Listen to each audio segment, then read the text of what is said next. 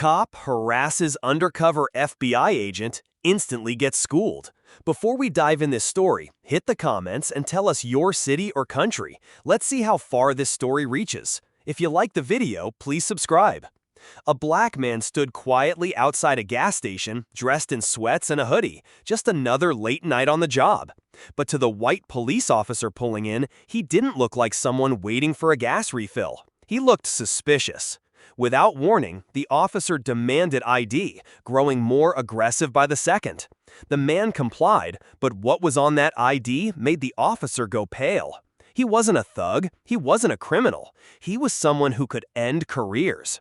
What happens when the badge targets the wrong person? Watch until the end to find out. Malik Turner had worked in silence for years.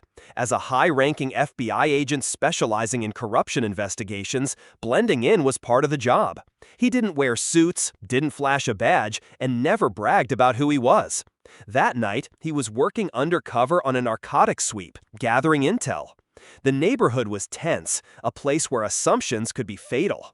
Malik had stopped to refuel and make a quick call to his team, standing in the shadows by the parp. To the average eye, he was invisible. But the wrong kind of eye saw something else.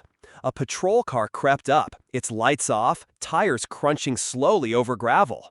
Malik glanced up once, casually, not thinking much of it.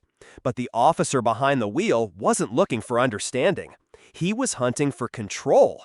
And Malik was about to see how quickly a regular stop could turn into something dangerous. The officer stepped out, hand already on his holster. "Hey, what are you doing here?" Malik kept calm, just fueling up. "Is that your car?" "Yes." "Let me see your ID." The tone was sharp, laced with suspicion. Malik knew this game. A black man, alone, in a hoodie, he checked every box for someone looking to flex authority. He handed over his ID slowly. However, the officer hadn't even looked at it yet. He circled Malik, barking questions. "You live around here? Got drugs on you? Weapons?"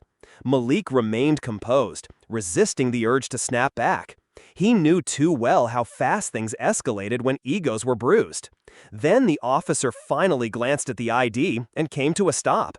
His face twisted in confusion. "FBI?" he muttered. Malik nodded slowly, eyes locked on the cop. "Yes, and I suggest you call your supervisor, now." The silence that followed was thick. The officer stepped back, his voice faltering.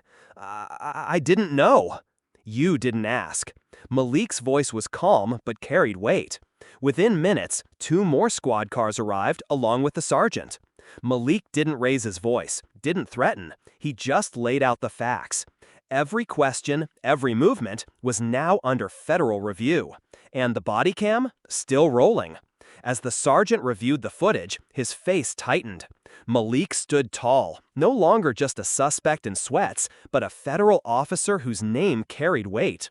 The officer who harassed him began to panic, stammering apologies, excuses, and blaming protocol. But the protocol didn't include intimidation. It didn't include racial profiling. Malik calmly stepped forward, badge now visible. "This isn't about me. It's about how many you've done this to before I showed up." The silence was deafening. The cop who once held all the power now stood exposed, caught, recorded, and facing consequences far above his pay grade. Justice had just changed hands. The officer was suspended pending investigation. Malik didn't press charges, but he made sure the case became mandatory training statewide. That night wasn't about revenge. It was about exposure. A system that hides behind uniforms needed to be held accountable, and sometimes it takes someone from the inside to break it open.